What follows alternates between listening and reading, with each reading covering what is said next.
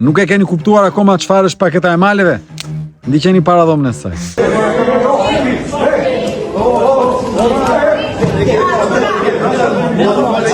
Ky që sapo ndoqët ishte Kevi Muçuari, banor i fshatit Çrrav në Pogradec, i cili është përballur me vendimin e Këshillit Bashkiak që ka vendosur që pronat, pra kuotat e këtij fshati, t'ia kalojë një kompanie private pa i pyetur banorët.